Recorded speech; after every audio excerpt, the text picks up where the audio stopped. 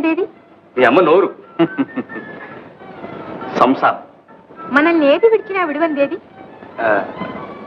ఆశ. దేని చేత చావందేది?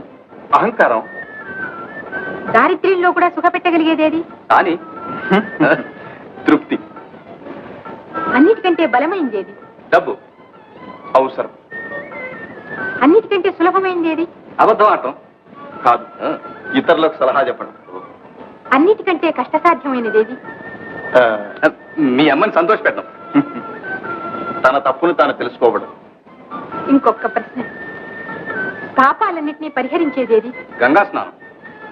పశ్చాత్తాపం. సంతోషం, చాలా సంతోషం. నా సంశయాలన్నింటినీ తీర్చగలిగే మహనీయులు ఈనాడు కనిపించారు. మీకు గురుదక్షిణగా నేనేమివ్వగలను? చంద్రుడికో నూలు పోగన్నట్లు ఈ ముత్యాలహారం స్వీకరించి నన్ను ధన్యురాలి చేయండి.